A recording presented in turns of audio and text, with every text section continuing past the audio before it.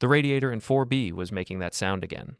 The one that started as a wheeze, graduated to a rattle, and eventually hit a frequency that made dogs 2 blocks over start howling. I stood in Mrs. Chen's living room with my toolbox, listening to her explain how the noise was giving her nightmares about her late husband's breathing machine. She kept touching my arm while she talked, like physical contact would make me fix it faster. I understand, Mrs. Chen. I'll have it sorted in 20 minutes. She smiled, patted my arm one more time, and shuffled toward her kitchen. I could hear her kettle starting to whistle. She'd offer me tea in about 5 minutes. She always did. I'd accept because saying no felt cruel, even though I had 8 other maintenance requests backed up and a wife at home who'd probably already started setting up her ring lights for whatever performance she had planned tonight. I knelt beside the radiator and opened my toolbox. The building was old, built in the 70s when they still used cast iron and gave a damn about things lasting. The new luxury condos going up 3 blocks over used plastic and particle board and called it modern efficiency. They'd fall apart in 15 years. This place would still be standing when those were rubble. The valve was stuck. Classic.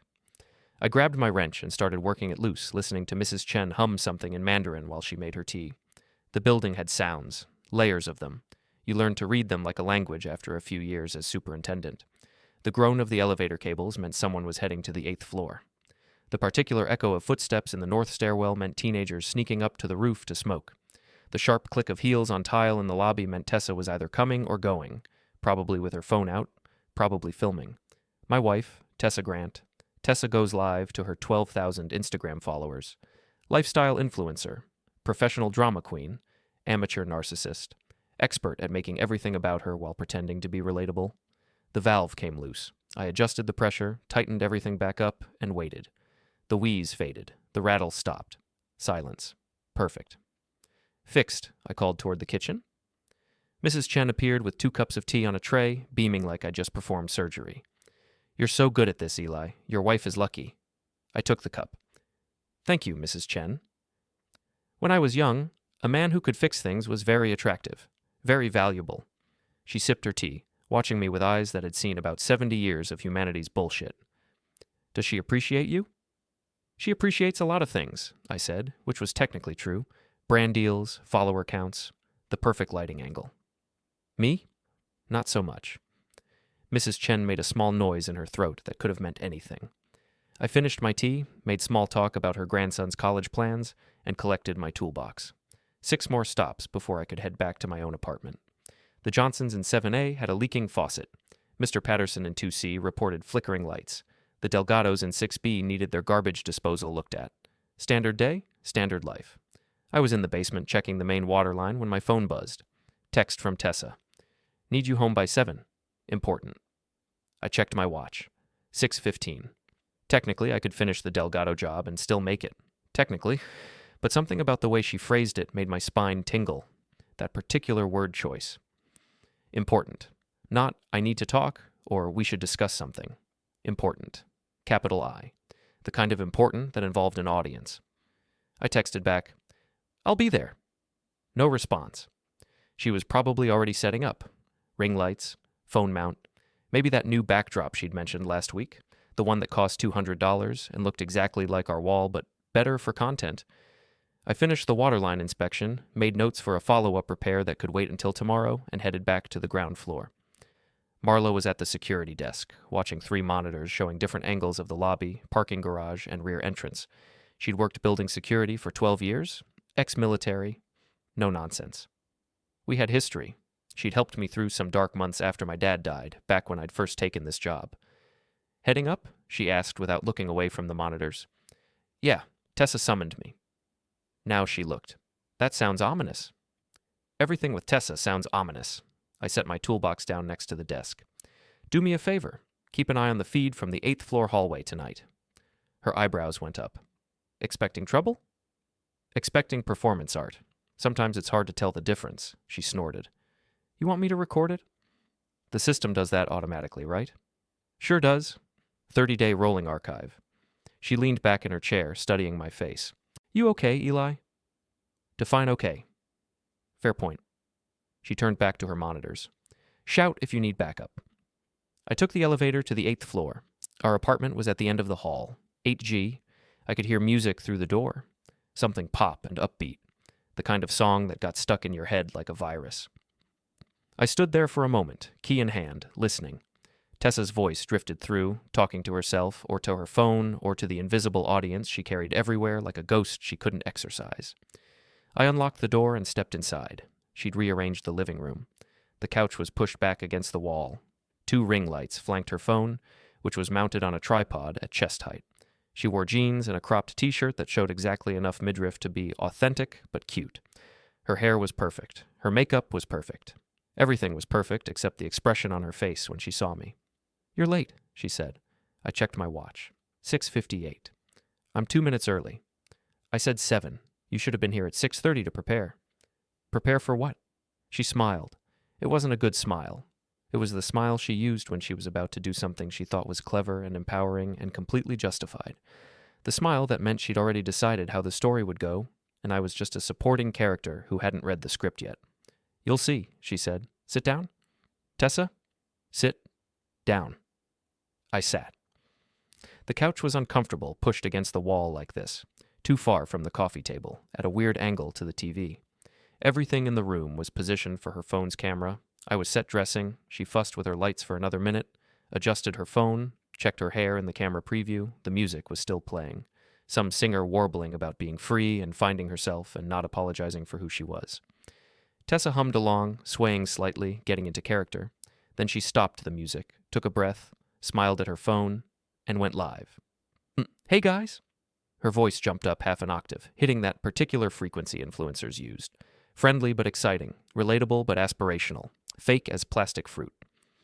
"So I know this is unexpected, but I needed to talk to you all right now. Like, right now, because I'm about to do something really important, and I want you here with me for it." I watched the screen. Viewers were trickling in. 15, 25, 50.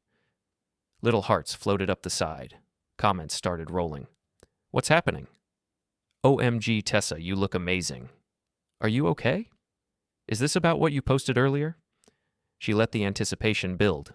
Good performer's instinct. Give them just enough silence to wonder. Make them lean in. "So," she said, and now her voice dropped into serious territory. Vulnerable, raw. "I've been doing a lot of thinking lately, a lot of soul-searching, and I realized something really important about my life and my relationship and what I deserve. 100 viewers. 150. The hearts kept floating. The comments kept rolling. I stayed still. Whatever this was, moving would make it worse. "I've been with Eli for 6 years," she continued. 6 years. And for a long time, I thought that was what love looked like. I thought supporting someone meant sacrificing yourself. I thought being a good partner meant making yourself smaller so they could feel bigger. 200 viewers. "But you guys have taught me so much," she said. "Your messages, your support. You've shown me what real love looks like, what self-respect looks like. And I realized..." She paused, bit her lip. Perfect delivery. "I've been in a toxic relationship." My stomach went cold. "Emotionally abusive," she said softly. "Not physical. He never hit me. But the things he'd say, the way he'd make me feel small, worthless, like I was lucky he even tolerated me." 300 viewers now. The comments were coming faster. "OMG, Tessa, I'm so sorry.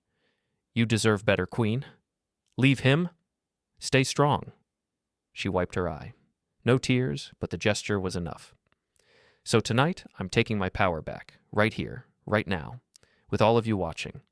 Because I'm done hiding. I'm done pretending everything is okay. I'm done protecting someone who doesn't protect me. I found my voice. Tessa, what are you doing?" She turned to look at me, and for a second, just a second, I saw something flicker across her face. Not guilt, not uncertainty. Something closer to excitement. The thrill of performance, of control. Then she turned back to her phone. "I'm breaking up with him," she announced. "Right now, live, and then I'm kicking him out of his own apartment." 400 viewers. 500. The comments exploded. "Yes, do it! We're here for you. This is iconic." She stood up. I stayed seated, my brain trying to process what was happening. She walked to the door, opened it, and pulled something from the hallway. A bag, Home Depot logo. She reached inside and pulled out a lock-changing kit. Still in the package. $40 model. Brass finish. "See this?" She held it up to her phone. I'm changing the locks. Tonight, he doesn't get to come back. He doesn't get to manipulate me anymore. This is my space now, my home, my sanctuary. Tessa, I said, you should stop. See? She gestured at me, at my voice, at my presence. This is what he does. Tries to control me, tells me what I should and shouldn't do, tries to make me doubt myself. 600 viewers. 700. I stood up slowly, carefully, like I was approaching a dangerous animal. Tessa, you're not on the lease. She froze, just for a second, then recovered, laughing like I'd said something absurd. Of course I'm on the lease. We've lived here for 3 years. You're not on the lease, I repeated. You moved in with me. I'm the leaseholder. You're not on any documentation. He's lying, she told her phone, told her audience. This is what I mean. Gaslighting, making me question reality. I'm not lying, I said. I was still speaking carefully, calmly, but something was shifting inside me, something cold and clear and very, very patient. You can check with building management, with security. I'm the legal tenant. You're not. This is insane, she said to her audience. He's literally trying to make me think I don't live here. This is psychological abuse. You're all seeing this, right? 800 viewers. Comments split now between support and questions. Wait, is she really not on the lease? Check the documents, sis. This feels off. Stay safe, Tessa. She walked into the hallway, phone and lights and audience following her. I could see her setting up outside our door, kneeling with the lock kit, starting to unscrew the faceplate, narrating the whole time. This is what taking your power back looks like, she was saying. This is what self-care looks like. Not face masks and bubble baths, real self-care, removing toxic people from your life. I pulled out my phone and called Marla. Security. It's Eli. I need you to come up to HG. Bring another guard. Someone's trying to tamper with my lock. On it. I walked to the doorway. Tessa was crouched there, screwdriver in hand, phone propped against the wall to capture everything. She glanced up at me, eyes bright, adrenaline high. You can't stop me, she said. I'm not trying to stop you, I said. I'm providing entertainment for your followers. She blinked. What? This is entertainment, right? Performance? You're performing. I'm just making sure it has a proper ending. You're insane, she muttered, turning back to the lock. I leaned against the doorframe and waited, watched her struggle with the screws. She was doing it wrong, stripping the head slightly. The lock kit was cheap, the screwdriver cheaper. She was rushing, trying to do it before I could stop her, not realizing I wasn't planning to stop her at all. The elevator dinged. Marla stepped out, followed by Jerome, another security guard. Both in uniform, both professional. They walked down the hallway at exactly the right pace. Not rushing, not aggressive, just purposeful. Tessa saw them and scrambled to her feet, phone in hand. What's going on here? Marla asked. Her voice was calm, authoritative, the voice of someone who dealt with worse than this on a Tuesday afternoon. I'm changing my lock, Tessa said. He's harassing me. This is apartment 8G? Marla pulled out her tablet, scrolling through records. Yes.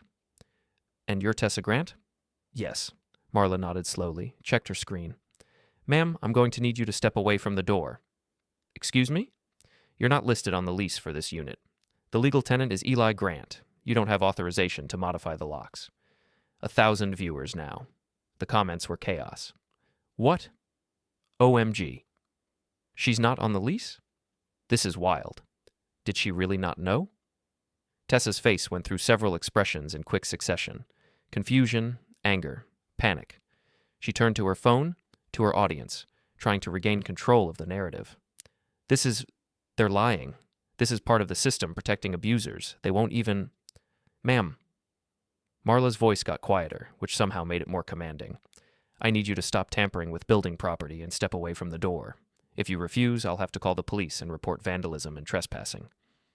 Tessa stared at her, at me, at Jerome, at her phone and its 1,000 watching eyes. You heard the lady, I said. I'm legally boring. The comments exploded. People were laughing, questioning, turning. I could see it happening in real time, the narrative slipping out of her control like water through fingers. She stood there for another moment, screwdriver in hand, lock half disassembled, her perfectly crafted moment crumbling into absurdity and humiliation. The phone screen went black, and the real Tessa came out. Before we continue, hit the hype button, subscribe, and like the video to help the channel grow. Tell us which city you are from in the comments. We'd love to get to know our audience better. Marla and Jerome were still standing in the hallway. I could see other apartment doors opening, neighbors peeking out, drawn by the commotion, Mrs. Chen from 4B, the college kids from 8C, Mr. Patterson with his oxygen tank, looking concerned. "Ma'am," Marla said, "I'm going to ask you to lower your voice and move away from the door." "This is my home," Tessa hissed. "I live here. I've lived here for 3 years." "You're welcome to stay as a guest of the leaseholder," Marla said, "but you can't change the locks. That's vandalism and potentially criminal mischief." Tessa looked at me, really looked at me, and for the first time in months, maybe years, I saw her actually seeing me, not as set dressing, not as emotional support, not as the disappointing husband who didn't care enough about her follower count, but as a person who just completely outmaneuvered her. "You planned this," she said. "I answered your text and came home on time," I said. "That's all I did." You knew I was going to." She stopped. Couldn't say it out loud with Marla and Jerome listening. Couldn't admit she'd planned the whole performance, scripted her own reality show climax. "I knew you asked me to be home by 7 for something important," I said. "I was here. Whatever happened after that was your choice." Her hands were shaking. The screwdriver clattered to the floor. She kicked it, which sent it skittering toward Jerome's feet. He picked it up, bagged it like evidence. "You can't do this," she said. Her voice was cracking now, real emotion finally breaking through the performer's mask. "You can't just, I have nowhere to go." "You can stay tonight," I said, "but we need to have a real conversation, off camera, like adults. I'm the one who didn't try to livestream a breakup and commit a crime for engagement." That landed. I could see it hit. She grabbed her phone, her ring lights, her tripod, shoved past Marla and Jerome into the apartment. The door slammed hard enough to make the frame shake. Marla looked at me. "You okay?" "Define okay." She smiled slightly. "I'll put this in tonight's report. If she tries anything else, call immediately." "Thanks, Marla." "Lock your bedroom door," she said quietly. "Just in case." They left. The neighbors gradually closed their doors. The hallway returned to its normal evening quiet. I stood there for a moment, looking at the half-disassembled lock faceplate, the scattered screws, the dropped Home Depot bag. Then I went inside. Tessa was in the bedroom. I could hear drawers slamming, hangers scraping on the closet rod. Aggressive packing sounds. I walked to the living room, moved the couch back to its normal position, unplugged her ring lights. My phone buzzed. Text from Nate. "Dude, someone just sent me a clip of your wife trying to kick you out and getting shut down by security. This is everywhere." I opened Instagram, searched for Tessa's handle. Her account was public. The live stream had ended, but clips were already circulating. Someone had screen recorded the whole thing. Someone else had edited it down to just the security interaction. The comments under every clip were a mix of shock, mockery, and concern. "Wait, she's not even on the lease, Lamau." "This is so embarrassing. I feel bad for her. TBH, he played this perfectly. Both of them are messy." "Why would you live stream this?" I scrolled through her profile. 12,000 followers. Lifestyle content. Sponsored posts for protein powder, yoga mats, skincare brands. Photos of our apartment made to look more expensive than it was.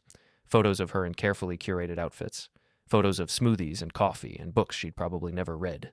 The whole glossy lie of influencer life. And then I noticed something. A username that appeared repeatedly in her comments. Always supportive. Often sending heart emojis. Sometimes multiple comments per post.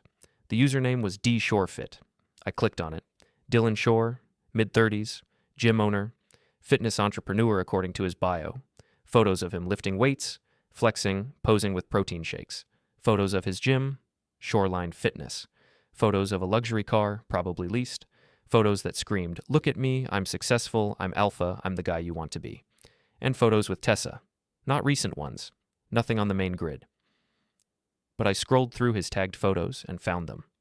3 months old, 4 months, 6 months, Tessa at his gym, Tessa posing with him, comments about collaborations and partnerships, and can't wait to show you guys what we're working on. I opened my laptop. We had a shared tablet for streaming services and home automation. She rarely logged out of anything. I pulled up her messages. There they were. Hundreds of DMs between Tessa and Dia Shorefit, going back 8 months. I started reading. The early messages were professional, collaboration discussions, cross-promotion ideas. His gym was small, trying to build a social media presence.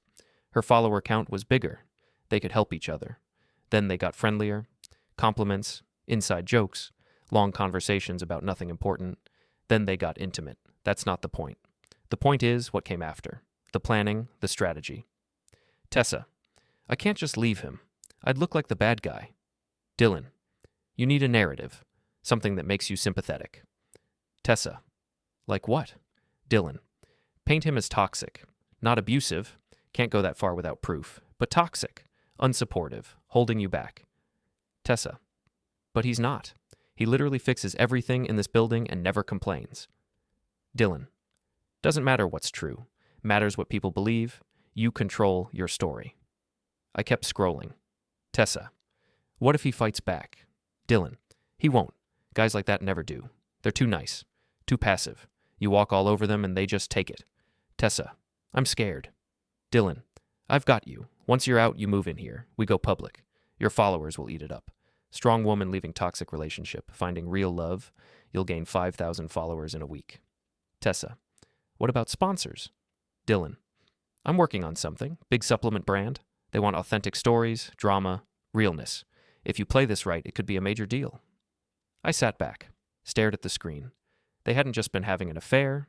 They'd been planning my public destruction as a career move. The bedroom door opened. Tessa emerged with a duffel bag. Her eyes were red but dry. She'd moved past crying into cold fury. I'm staying with a friend tonight, she said. Okay. I'll come back tomorrow for more stuff. Okay. And I want you to know this isn't over. You humiliated me in front of thousands of people. I closed the laptop, looked at her. You humiliated yourself. I just didn't help you cover it up. You're a spiteful, bitter, small man, she said. You couldn't stand that I was building something, that I had ambition, that I was more than just some superintendent's wife. Is that what Dylan told you to say? She froze. What? Dylan Shore, Shoreline Fitness, D. Shorefit, your business partner? I kept my voice level. Does he know you read our private messages out loud to me? Her face went pale. You went through my phone? Our shared tablet. You left yourself logged in. I didn't hack anything. I just read what was already open. That's an invasion of privacy. It's evidence, I said, of an affair, of planning to defame me for social media engagement, of coordinating with your lover to manufacture a victim narrative for sponsorship deals. She dropped the duffel bag. You're lying. I can show you the screenshots I took, but I don't need to. You know exactly what I found because you wrote it. For a long moment, she didn't move, didn't speak, just stood there with her hand still on the duffel bag's handle, her whole carefully constructed world collapsing around her. Then she picked up the bag and walked to the door. Dylan was right about you, she said quietly. You are pathetic. She left. I sat alone in the apartment. The silence was enormous. For 3 years, this space had been filled with her. Her music, her filming, her phone calls, her endless documentation of existence. Now it was just mine again. Just walls and furniture and the hum of the radiator. I should have felt relieved, maybe even happy. Instead, I felt cold. I opened my laptop again, looked at those messages, read them more carefully this time, made note of dates, context. The way they talked about me like I was a prop in their story, a problem to be managed, an obstacle to step over on their way to whatever success they were chasing. They wanted to use me. Use my humiliation to build their brands. I could live with that, could walk away, could let them have their little influencer romance and their supplement sponsorships and their shared delusion that any of it mattered. Or I opened a new document, started typing, timeline, evidence, plans. If they wanted to play games with public image and social media warfare and manufactured narratives, I could play too. I'd spent 6 years married to a woman who documented everything, who treated life like content, who believed attention was currency. I knew how that world worked now. I'd watched her work it, studied it, learned its rules, and I was smarter than both of them. I typed for 2 hours, made lists, drew connections, identified weak points, Tessa's sponsors, Dylan's gym, their mutual followers, the ecosystem of brands and influencers and audiences that fed on drama. When I finished, I had a plan. Not a vague desire for revenge, not angry impulses. A real, concrete, step-by-step plan to systematically destroy everything they'd tried to build on my back. And I'd do it using only the truth. That was the beautiful part. I didn't need to lie, didn't need to fake anything. All I needed to do was make sure the right people saw what was already there. The affair, the planning, the manipulation, the way she'd lied to thousands of people and tried to gaslight me on camera. They'd made me the villain in their story. Time to show them what a real villain looked like. I closed the laptop, locked the bedroom door like Marla suggested, lay down fully clothed on top of the covers, and smiled at the ceiling. The fallout from the parking garage incident came faster than I expected. First, Vital Peak dropped Tessa. She posted about it on her stories. A screenshot of their email with most of it redacted, just the "we've decided to move in a different direction" line visible. She added crying emojis in text, "when you are punished for leaving a toxic relationship." The comments were mixed. Some people supported her. Some called her out for playing victim. Most just wanted more drama. Her follower count started dropping, not dramatically. Just a steady bleed. 50 here, 100 there. People who'd followed for lifestyle content but stayed for the mess were realizing the mess wasn't entertaining anymore. It was just sad. Dylan's gym suffered worse. 2 of his 3 sponsors put partnerships on hold pending review. The third dropped him entirely. His Instagram posts became desperate. Aggressive workout videos with captions about haters and staying focused and real ones no. His comment sections filled with questions. Hey, what happened with your sponsors? Why'd they drop you? Is it true you assaulted someone? He deleted most of them, blocked the persistent ones, but the damage was done. I watched it all from my apartment, tracked it, documented it, felt that cold satisfaction spreading through my chest like frost. But it wasn't enough, because they were still together, still supporting each other, still trying to rebuild. I needed to separate them, make them turn on each other, because people like Tessa and Dylan, people who built their lives on image and attention and borrowed success, they didn't handle adversity together. They looked for someone to blame, so I gave them reasons to blame each other. I'd listened carefully during that parking garage confrontation. Dylan had recordings. He'd told Tessa once, during one of their planning sessions that I'd read in the messages, that he was recording their conversations just in case things got messy. Classic paranoid narcissist move: create insurance, keep evidence, protect yourself at all costs. I needed to hear those recordings, or at least know what was in them. I spent 3 days figuring out how. Not hacking, not breaking in, just watching, observing, learning patterns. Dylan came to the building twice more, always around the same time, always parking in the same general area, always meeting Tessa in the garage or lobby. On the 3rd visit, I was ready. I wasn't going to steal his phone. That was stupid and illegal. But I didn't need to steal it. I just needed him to show me what was on it. I waited in the lobby. Casual clothes. Dylan walked in, saw me, stiffened. "Relax," I said. "I'm not here to start anything." "Then what are you doing?" "I live here. I'm allowed to exist in my own building." He moved toward the elevator. I followed at a distance. Not threatening, just present. "Stop following me," he said. "I'm going to my apartment." We happened to be going the same direction. The elevator arrived. We both got in. He pressed 8. So did I. He glared. "I think I'm doing fine." "You're ruining her life." "She's ruining her life. I'm just not helping her hide it anymore." "She trusted you." "She lied to me, cheated on me, planned to use my humiliation for brand deals. But sure, I'm the bad guy." The elevator dinged. 8th floor. He pushed past me into the hallway. I followed. "You should know something." He stopped, turned. "What?" "She's going to blame you when this all falls apart. She already is. I heard her in the garage. This is your fault. Remember?" His jaw tightened. "You're full of shit." "Am I? Check your messages. Check her tone. See how long it takes before she starts pointing fingers. We're solid. For now. But when the money runs out, when the last sponsors drop, when she realizes that hitching her brand to yours was a mistake, she'll turn on you, because people like Tessa don't take responsibility. They find someone else to blame. And you think she'll blame me instead of you?" "I think she'll blame whoever's closest, and that's not me anymore." He moved toward me, fast, aggressive, got right in my face again. "You want to play games? Fine. But you don't know who you're dealing with. I've got recordings, conversations, proof that she planned this whole thing, that she manipulated you." There it was. "Recordings?" I said. "Yeah, insurance, in case she tried to pin anything on me. Turns out she's not as innocent as she pretends." He pulled out his phone, waved it. "She talks a lot of shit when she thinks nobody's keeping track." "Like what?" He hesitated. Then his ego won. He wanted to prove he had power, had control, had something over Tessa if he needed it. "Like this." He tapped his phone, pulled up a voice memo, hit play. Tessa's voice. Just watching him shuffle around fixing things. acting like he's useful. He's not useful. Dylan's voice. So why not just leave? Tessa. Because I need the apartment, and I need the narrative. Woman overcomes toxic relationship. That's worth 5,000 followers easy. My stomach tightened. Hearing it out loud was different than reading it in messages. There's more, Dylan said. Hours of it. Her talking shit about you, about her followers, about how stupid people are, how easy they are to manipulate. Why are you showing me this? So you know who you're defending. She's not a victim, she's a user. She used you. She'll use me, she uses everyone. He pocketed his phone, started walking toward Tessa's temporary storage unit where she'd been keeping her stuff. I stood there, processing. He'd just given me exactly what I needed, not the recordings themselves. But confirmation they existed, proof that he had ammunition against Tessa, evidence of her real thoughts about everyone. I didn't need to steal his phone.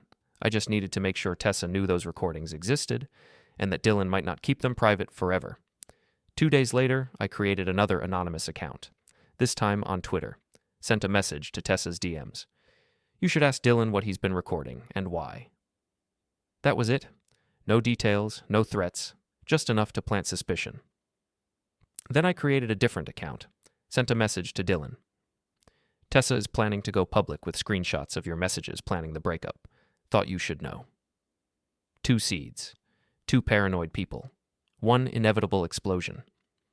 I sat back and waited for them to destroy each other.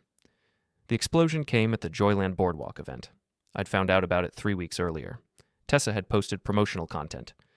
Big announcement coming, so excited to share this with you guys.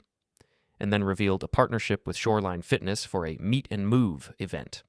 Influencer meet and greet combined with workout demos, sponsored by the few brands that hadn't dropped them yet. It was their last shot at maintaining credibility, their final attempt to prove they could still draw crowds and engagement despite the drama. I bought a ticket, anonymously, cash, no paper trail. The boardwalk was exactly what I expected. Weathered wood, carnival music, smell of funnel cakes and salt water, the kind of place that looked charming in photos but felt tired in person. Perfect for Tessa's authentic authenticity brand. The event was set up near the main pavilion. Small stage, sound system, backdrop with sponsor logos. About 200 people showed up. Decent turnout. Some were genuine fans. Most were curious drama watchers hoping for another meltdown. I stayed at the edges, hoodie up, sunglasses on, just another face in the crowd. Tessa took the stage first. She wore athletic gear that probably cost more than my monthly utilities. Smile bright, voice projecting, playing the part of the healed, empowered woman who'd overcome adversity. Thank you so much for being here, she said. The last few weeks have been incredibly challenging. I went through a very public breakup. I faced harassment. I had to stand up for myself in ways I never imagined. But I did it, and I'm still here, because I refuse to let anyone dim my light. Applause. Some genuine, some polite. Dylan joined her on stage. They did a rehearsed workout demo, squats, planks, partner exercises that looked coordinated and professional. The crowd participated. Music thumped, cameras rolled. It was going well. Then I saw Nate at the edge of the crowd. He saw me, shook his head slightly, disappointed, but he stayed. I'd spent the last week preparing for this moment, not in person, online. I'd created a website, simple design, clean layout, timeline-style format. The header, the truth about Tessa Goes Live and Shoreline Fitness, the content, screenshots, timestamps, messages, public records, security footage descriptions, everything documented, everything sourced, nothing fabricated or exaggerated, just the truth arranged in chronological order, the affair, the planning, the lies to sponsors, the manipulation of audiences, the recordings Dylan had made, the things Tessa had said about her own followers, all of it. I'd registered the domain anonymously, hosted it on a service that didn't require personal information, made it impossible to trace back to me without a subpoena. And 30 minutes before the event started, I'd sent the link to 3 gossip blogs, 2 drama channels, and a local journalist who'd been following Tessa's story. Now I waited for it to spread. It didn't take long. Halfway through the event, I saw people in the crowd checking their phones, whispering, showing screens to each other. The energy shifted, subtle at first, then obvious. Tessa was mid-sentence about healing journeys when someone shouted from the crowd, "Is it true you called your followers stupid?" She stopped, smiled uncertainly. "Sorry?" Someone posted receipts, screenshots. You said your followers were easy to manipulate. Murmurs spread through the crowd. That's... Tessa looked at Dylan, back at the audience. That's taken out of context. People edit things to make them look worse. So you didn't say it? It's complicated. You don't understand the full situation. More people were on their phones now. More whispers. The energy was turning hostile. Dylan stepped forward. Hey, this is supposed to be a positive event. Let's focus on fitness and community.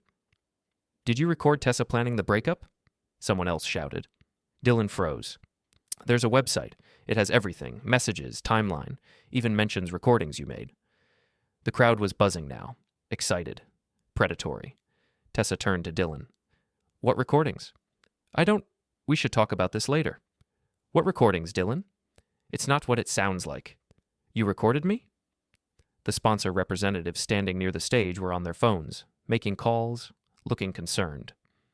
Then something happened I hadn't planned. The large LED screen behind the stage, meant for sponsor logos and promotional content, suddenly switched. Someone had airplayed to it, or hacked it, or convinced the tech guy to switch inputs. A screenshot appeared on the screen. Huge, impossible to miss. One of Tessa's messages to Dylan. Just watching him shuffle around, fixing things, acting like he's useful. He's not useful. The crowd went quiet, then loud. Shouts, questions, accusations. Some people laughing, some angry. Chaos. Tessa stared at the screen. At her own words broadcast 20 feet high. Dylan grabbed her arm. We need to leave. You said those were private. They were. She yanked her arm away. Walked to the front of the stage, tried to address the crowd. That was taken out of context. I was venting. Everyone says things they don't mean when they're frustrated. So you did say it? Yes, but what else did you say? The screen changed again. Another screenshot. Tessa's message. If we play this right, we can turn the breakup into a whole content series. Sympathy, empowerment, couple goals with Dylan after. This could be huge. More shouts, more chaos. Security started moving toward the stage. The sponsor representatives were already leaving. I watched Tessa's face cycle through emotions. Shock, denial, anger, panic. She looked at Dylan like he'd betrayed her, which in a way he had, by keeping those recordings in the first place. This is your fault, she hissed at him. You said this would work. You said we'd be fine. I didn't do this. Then who did? They both looked out at the crowd, searching for a culprit, a target, someone to blame. I stayed perfectly still. Just another face, another phone filming the disaster. Tessa grabbed her bag and walked off stage. No goodbye, no explanation, just ran. Dylan followed, shouting her name, trying to catch up. The crowd was a frenzy of phone cameras and excited chatter. The event was over. Done. A complete disaster. I slipped away before anyone could start piecing together who might have created that website, before Nate could corner me and demand explanations. I walked along the boardwalk, past the carnival games, past the funnel cake stands, to the parking lot where I'd left my truck. I assumed it was from Dylan. Blocked it. Another text, different number. I hope you're happy. Tessa. Also blocked. I drove home, turned on my radio, listened to classic rock, and pretended I felt something other than cold satisfaction. By the time I got back to the building, the story was everywhere. Tessa Goes Live was trending on Twitter, drama channels were making emergency videos, gossip blogs were writing breathless summaries. The website I'd created had crashed from traffic. Too many people trying to access it at once. I sat in my apartment, opened my laptop, watched the fallout spread across every platform. Tessa's Instagram comments were a battlefield. Dylan's gym had hundreds of negative reviews appearing in real time. Brand representatives were issuing statements distancing themselves. It was beautiful, in a horrible, destructive way. And I'd caused all of it, just by telling the truth. 3 days after the Joyland disaster, Dylan and his gym buddies showed up at my apartment.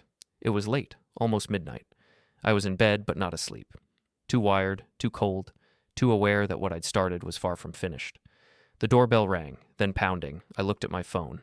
Security camera feed from the hallway, 3 men. Dylan in front, 2 others I didn't recognize. Big guys, gym rats, all wearing angry expressions and probably convinced they were about to teach me a lesson. I got up, got dressed, checked the other security feeds. Marlo wasn't at the desk. Different guard, younger, less experienced. He hadn't noticed 3 hostile men getting on the elevator. I pulled out my phone, called Marla's personal number. It's late, she answered. Dylan Shore and 2 friends just arrived at my floor. They're at my door. This is going to get ugly. I'm 20 minutes away. Call whoever's working the desk. Tell them to send backup to 8. On it. I hung up, walked to the door. I didn't open it, just spoke through it. What do you want, Dylan? So you can assault me? I don't think so. You destroyed her life. You destroyed my business. You think you can just hide? I haven't destroyed anything. I just made sure people knew the truth. Open this door or I'll break it down. I smiled, pressed record on my phone. Then I walked away from the door. The apartment was laid out simply. Living room, kitchen, bedroom, bathroom. But I knew every inch of it, every quirk, every advantage, and I knew the building even better. Dylan hit the door, hard. I heard the frame crack. Another hit, wood splintering. The door crashed open. They came in fast, aggressive, Dylan first, the other 2 spreading out, looking for me. I was in the kitchen, lights off, watching them through the doorway. Eli, Dylan shouted, get out here. I stayed quiet. They moved through the living room, checking behind furniture, getting frustrated. I reached for the breaker box mounted on the kitchen wall, flipped switches. Half the apartment went dark. Only emergency lights stayed on, dim, disorienting. He's playing games, Dylan said. Find him. They split up. One went toward the bedroom, one toward the bathroom. Dylan stayed in the living room, phone out, using the flashlight. I slipped into the hallway, moved along the wall, silent. Building superintendent advantages. I knew which floorboards creaked, which doors locked from the outside, which corridors connected. I made it to the stairwell. Called Marla again. Where's backup? En route, 5 minutes. Make it 3. I ended the call, moved down 1 flight, came back up through a different stairwell, one that opened near the maintenance closet. I unlocked it, grabbed tools, wire cutters, zip ties, duct tape, nothing for hurting people, everything for controlling situations. Back to my floor. The hallway was empty. I could hear them inside my apartment, shouting, breaking things, looking for me. I closed the stairwell door, locked it from the outside, building master key. Then I locked the other stairwell door, 2 exits from the 8th floor, both locked. Only the elevator remained. I pulled out my phone, opened the building automation app, maintenance access, overrides for emergencies. I locked down the elevator, 8th floor. It wouldn't move without my authorization code. They were trapped. I walked to my apartment door, leaned against the frame, waited. Dylan emerged from the bedroom, saw me. His face went dark with rage. There you are. Here I am. He charged. I stepped back into the hallway. He followed. His friends followed. You think you're clever? Dylan was shouting. I think I can defend myself on my own property when 3 men break down my door. You're going to what? I gestured at the security cameras. Assault me? On camera? Again? That stopped them. The stairwells are locked, I continued. The elevator is locked. You're trapped on this floor until building security arrives, which should be in about 2 minutes. Dylan's friend, the bigger one, lunged at me. I stepped aside. He stumbled. I grabbed the maintenance closet door, pulled it open. He crashed into it, hard. The other friend came at me. I ducked, rolled, came up near the elevator. Dylan was smarter. He didn't charge, just watched, calculating. You can't keep this up, he said. Eventually we'll corner you. Probably, I agreed. But by then, security will be here, and you'll have added trespassing, breaking and entering, assault, and vandalism to your problems. Sirens, distant but approaching. Dylan heard them. His face shifted, panic replacing rage. He ran to the stairwell, tried the door, locked, tried the other stairwell, also locked. Let us out, he said. Why would I do that? Because you can't. He was panicking now, full on. This is kidnapping, false imprisonment. You broke into my apartment. I locked down the building to protect myself and other residents. That's not kidnapping, that's security protocol. The elevator dinged. Marla stepped out. 2 other guards with her. One of them I recognized, Jerome. The other was new. Gentlemen, Marla said calmly, we need you to put your hands where we can see them. Dylan's friends complied immediately. Dylan hesitated, then did the same. Marla walked past them, looked at me. You okay? Fine. She looked at my apartment door, the broken frame, the damage inside visible from the hallway. Did they hurt you? They tried. I avoided them. She nodded, pulled out her radio. This is Marla. We need police at the Riverside building, 8th floor, breaking and entering. Attempted assault, property damage, 3 suspects in custody. Dylan's face went white. Wait. We were just going to talk to him. It got out of hand. By breaking down his door? Marla looked at him like he was particularly stupid. That's not talking. That's home invasion. Please, I have a business. If I get arrested... Should have thought of that before you decided to break into someone's apartment. Police arrived 10 minutes later. 2 officers. Calm, professional. They took statements. Photographed damage. Arrested Dylan and his friends. Dylan was shouting as they led him away. She's recording! Tessa! She's live streaming this. You think this is over? Everyone's watching. I pulled out my phone, checked Instagram. Sure enough. Tessa had been streaming from somewhere nearby. Not inside the building, but close enough to film the police cars. The commotion. Her caption? My ex harassed my boyfriend so much he had to confront him. Now he's being arrested. This is what narcissistic abuse looks like. Justice for Dylan. The comments were split. Some believed her, some didn't. Most were just watching the drama unfold like it was entertainment, which it was. One commenter wrote, Wait, wasn't your boyfriend just caught on those screenshots planning to use your breakup for content? Another, both of these people are messy. This whole situation is toxic. Another, I came for lifestyle content and stayed for the disaster. Tessa's stream suddenly ended. Account suspended notice appeared. Instagram had finally had enough. I went back into my apartment, looked at the damage, broken door, ransacked living room, shattered lamp. Marla appeared in the doorway. We'll get maintenance to fix this tomorrow. Tonight you should probably stay in a hotel. I'm fine here. Eli, I'm fine. She studied me. You're enjoying this. What? The revenge, the control, the way they keep falling into your traps. You're enjoying it. I didn't answer. That's what worries me, she said quietly. Because people who enjoy revenge don't know when to stop. She left. I locked what was left of my door, wedged a chair under the handle, sat on my couch in the dark. She was right. I was enjoying it. And I didn't know when to stop. But I didn't care, because Tessa and Dylan had started this. They'd tried to make me a victim, a prop in their story. Now I was writing the ending, and it wasn't going to be pretty for either of them. Dylan's gym closed 3 weeks later. The final straw was his arrest. His remaining sponsors dropped him. His landlord evicted him for violation of lease terms. The arrest qualified as a material breach. His equipment was repossessed. His luxury car was repossessed. Everything collapsed at once like a building with a cracked foundation. He posted a bitter farewell on Instagram before deleting his account. Sometimes you trust the wrong people. Sometimes the system is rigged against small businesses. Sometimes people are jealous of your success and will do anything to tear you down. This isn't the end. This is a new beginning. The comments before he deleted it were merciless. No one believed his victim narrative. Not after the screenshots. Not after the recordings. Not after breaking into my apartment. Tessa lasted longer. Barely. Her Instagram was suspended, but she migrated to TikTok. Posted vulnerable confessions about narcissistic abuse and toxic relationships and surviving betrayal. Some people bought it. New followers who didn't know the full story. But her engagement tanked. No sponsors, no brand deals, no income. She had to move in with her parents. Posted about it like it was a conscious choice. Taking time to heal, reconnecting with family, choosing peace over chaos. The internet was less kind. Someone made a documentary-style YouTube video about the whole situation. The rise and fall of Tessa Goes Live.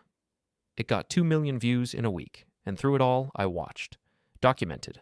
Archived. But I still wasn't done. Because watching them fall wasn't enough. They needed to understand. Really understand. What it felt like to have your world destroyed by someone you underestimated. Dylan came back to the building 6 weeks after his arrest. Case was still pending. He'd made bail, but faced serious charges. His life was rubble. And he blamed me? I saw him on the security cameras, waiting in the parking garage, near my truck. 2 a.m., I called Marla. He's back. Want me to have him removed? No, I want to handle this. Eli, trust me. I took the elevator down, walked across the garage. Dylan was leaning against my truck, looked terrible, unshaven, baggy clothes, eyes dark and hollow. You ruined my life, he said when he saw me. You ruined your own life. I just made sure people knew about it. I had a business, a future, a reputation. You had debt and lies and a fake image. I didn't destroy anything real. He pushed off my truck, moved toward me. Not aggressive, just desperate, broken. She left me, he said. Tessa. Blocked my number, blamed everything on me, said I manipulated her, that I was the toxic one. Sounds familiar. You think this is funny? I think it's predictable. She needed someone to blame. You were convenient. I loved her. You loved what she could do for your business, just like she loved what you could do for her content. Neither of you loved anything real. He stood there, swaying slightly. I realized he'd been drinking. What do you want, Dylan? Revenge? Another fight? Want to threaten me again? I want my life back. That's not possible. Because of you. Because of the choices you made, the lies you told, the people you used. I stepped closer. You and Tessa tried to turn my humiliation into a career boost. You planned it, strategized it. And when it backfired, you still wouldn't stop, so I showed the world who you really were. That's not revenge. That's just honesty. Honesty, he spat. You destroyed us. You destroyed each other. I just provided the stage. He lunged, drunk, sloppy. I sidestepped easily. He crashed into my truck, bounced off, fell to the pavement. I stood over him. Stay away from this building. Stay away from me. Stay away from Tessa. Move on. Start over.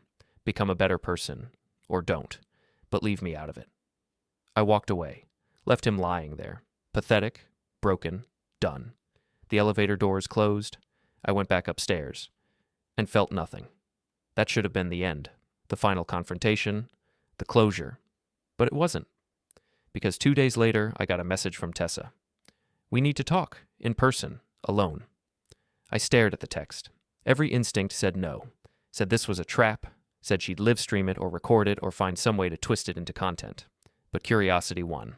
I texted back, when and where? Tomorrow, 6 p.m., the coffee shop on 7th. Public place, no cameras, no recordings, just conversation.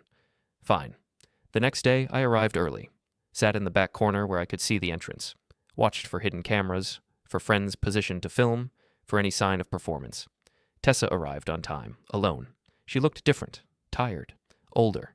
The Instagram polish was gone. Just a woman in jeans and a hoodie looking like she hadn't slept well in weeks. She sat down across from me, didn't order anything, just folded her hands on the table. I'm not recording, she said. I'm not streaming. I'm not trying to create content. I just need to talk to you. Okay. Why did you do it? Do what? Destroy us. Me and Dylan. Our businesses, our reputations, our lives. Why? I leaned back. You really don't know? No. You tried to turn my humiliation into a brand opportunity. You live-streamed a breakup. You lied to thousands of people. You and Dylan planned to frame me as toxic so you could build your careers. And when that failed, you still wouldn't leave me alone. So I showed people the truth. That's it. That's what I did. But why did you care so much? Why not just walk away? Because you made it impossible to walk away.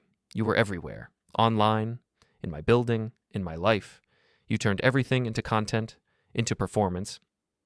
And I was just supposed to accept being your prop? She looked down at her hands. I didn't think about it that way. You didn't think about me at all. I was just part of your story. The obstacle to overcome, the toxic ex to escape from. Except I wasn't toxic. I was just inconvenient. Silence. Dylan and I are done, she said finally. He blames me for everything. I blame him. We're never speaking again. Good. My parents are disappointed. My friends won't talk to me. I have no income, no prospects, no reputation. She looked up at me. Are you happy now? Yes. She flinched like I'd slapped her. You wanted honesty? I continued. Fine. Yes, I'm happy. Because you and Dylan tried to use me, tried to monetize my pain, and instead, you destroyed yourselves. That's not just karma. That's justice. I'm sorry. No, you're not. You're sorry you got caught. Sorry you lost everything. But you're not sorry for what you did. Because people like you don't actually feel remorse. You just feel consequences. She stood up, eyes wet, voice breaking. I hope someday you find peace. I hope you find honesty. She left. I sat there for another hour, finished my coffee, watched people come and go, Normal people living normal lives without cameras and followers and manufactured drama. Then I went home. Back to my building, back to my apartment, back to my quiet, boring, anonymous life. Except I wasn't the same person anymore. I was colder, harder, more willing to hurt people who hurt me. And I didn't know if that was good or bad. I just knew it was true. The final blow came 3 weeks later. Not planned, just opportunity presenting itself. Tessa had scheduled a move-out date for her remaining belongings. She'd been dragging it out, avoiding it. But building management finally gave her an ultimatum: clear everything out by the end of the month or they'd dispose of it. Heck, she chose a Tuesday afternoon, brought her father and a friend. No Dylan, no followers, no performance. I made sure to be present, officially, as building superintendent, to document the condition of the apartment and handle the security deposit walkthrough. Unofficially, to watch her face the physical manifestation of her failure. She arrived at 2 p.m., knocked on the door that was now fully repaired after Dylan's invasion. I let her in. "Hi," she said quietly. "Hi." Her father nodded at me. Professional distance. He knew some of the story. Probably not all. Probably trying to stay neutral for his daughter's sake. They moved through the apartment efficiently, boxing up her remaining belongings, clothes she'd left, books, decorations, that expensive ring light setup. I stayed out of the way, made notes on a clipboard, checked for damage, standard procedure. But I'd also prepared something. While they packed, I noticed neighbors appearing in the hallway. Mrs. Chen, the college kids from 8C, Mr. Patterson with his oxygen tank, others, drawn by the commotion, or maybe by curiosity, by the desire to see the conclusion of drama they'd witnessed. And I noticed something else. Several of them had their phones out, not recording, obviously, just present, ready. One of them was a local vlogger, small channel, few thousand subscribers, did neighborhood stories and building tours. I caught his eye. He raised his phone slightly, question in his expression. I nodded once. He started recording. "Hey guys," he said quietly. "So this is a crazy situation. We've got the infamous influencer who tried to kick out her husband moving out for real. This is the end of that whole drama." Tessa heard him, turned, saw the phone, saw the other neighbors with their cameras. "Seriously?" she said. "You're filming this?" "Public hallway," the vlogger said. "First Amendment." "This is my personal business." "So was the livestream where you tried to change his locks," Mrs. Chen said. Sweet elderly voice with steel underneath. "You made it public first." Tessa looked at me. "Make them stop." "I can't make them do anything. They're residents. They're allowed to be in the hallway." Her father touched her arm. "Let's just finish and leave." They kept packing, but the cameras stayed, recording every box, every trip to the elevator, every moment of her final humiliation. Tessa tried to ignore them, but I could see her cracking, the pressure building, the performance mask slipping. On her last trip to the bedroom, she lingered, looked at the space where her Instagram backdrop had been, where she'd filmed hundreds of videos, built her identity, created her brand. All gone now. She came back to the living room with one final box, saw me standing there with my clipboard, professional, distant, the opposite of the emotional, manipulatable person she'd thought I was. "Are you happy?" she asked, voice shaking, on the edge of breaking. "You asked me that before." "I'm asking again." The hallway went quiet. Neighbors watching, cameras recording. Her father frozen mid-step, everyone waiting for my answer. "No," I said. "I'm not happy, because happiness isn't what this was about." "Then what was it about?" "Consequences. You treated people like props, like content.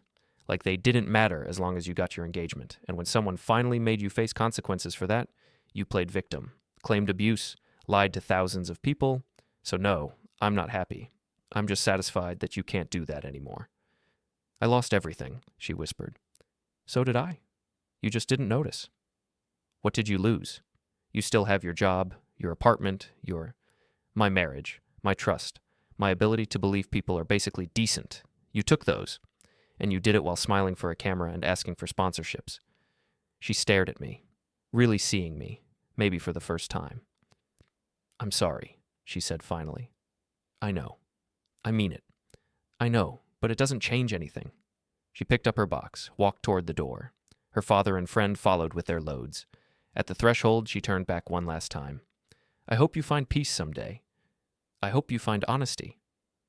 Same exchange as before. circular, meaningless. She left. The neighbors dispersed gradually, cameras turning off, excitement fading. Just another day in the building. Except for the vlogger. He lingered in the hallway, approached me. "That was intense," he said. "That was necessary. Can I ask you something, off the record?" "Sure." "Do you regret any of it? The revenge? The exposure? The way you systematically destroyed them?" I thought about it. Really thought. "No," I said finally. "They tried to use me. I showed them what happens when you underestimate someone. That's not something to regret. That's just survival." He nodded, stopped recording. "For what it's worth, most people in the building are on your side. We've watched her turn everything into content for years. It was exhausting." He left. I went back inside my apartment. Empty now, except for my things, my furniture, my life without Tessa's cameras and lights, and endless performance. I should have felt relief, maybe even joy. Instead, I felt cold. I walked to my laptop, opened it, checked the various platforms where Tessa and Dylan's downfall had played out. The vlogger had already posted his video. Influencer's final move out after epic scandal. Comments were rolling in. Good riddance. She deserves this. Both of them do. I feel kind of bad for her, TBH. Don't. She livestreamed trying to kick out her husband. Still, this is brutal. I closed the laptop, looked around my empty apartment, thought about what I'd become. Someone willing to systematically destroy two people using only truth and patience. Someone who'd weaponized their own mistakes against them. Someone who'd turned their desire for attention into their own public execution. Someone they'd underestimated so completely they never saw it coming. I thought about Marla's warning, that villains always lose eventually, but I didn't feel like a villain. I felt like someone who'd survived, who'd fought back, who'd refused to be a prop in someone else's story. And if that made me the villain, fine. I'd rather be a villain than a victim. My phone buzzed. Email notification from building management. "Mr. Grant, we've reviewed the security deposit inspection. No damages found beyond normal wear. Full deposit will be returned to Ms. Grant's forwarding address. Thank you for your thorough documentation." Professional. Boring. Exactly what I wanted. I sent a response confirming receipt, then I archived every screenshot, every recording, every piece of evidence I'd gathered, backed it up multiple times.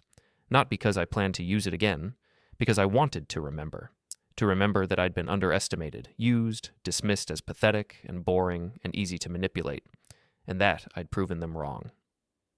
I stood at my apartment window, looked out at the city, at the normal lives happening in other buildings, other apartments, other stories. My phone buzzed again. Text from Nate. "You okay?" "Yeah." "Need to talk?" "No." "Liar. Coffee tomorrow." "Fine." I put the phone down. The sun was setting, orange light flooding through my window, painting everything in fire colors. I thought about what came next. Whether I could go back to being the boring, ethical, decent person I'd been before, whether that person still existed. I didn't know. What I knew was this. Tessa and Dylan had tried to make me a villain in their story, and I'd succeeded, not in being innocent, not in being right, but in showing them that the quiet, forgettable building superintendent could be more dangerous than they'd ever imagined. They'd wanted attention, drama, content. I'd given them a masterclass in consequences. And as I stood there in my empty apartment, surrounded by the ruins of my marriage and the cold satisfaction of my revenge, I realized something. I'd won. But I didn't feel like a winner. I felt like someone who'd burned everything down just to prove they could hold a match. And that was enough. That was everything. That was the truth. I turned away from the window, closed the blinds, shut out the sunset and the city and the world. Tomorrow I'd go back to fixing radiators and checking water lines and being the invisible building superintendent. But tonight I stood in the darkness of my apartment and smiled, because they'd never see me as pathetic again. No one would. I'd made sure of that.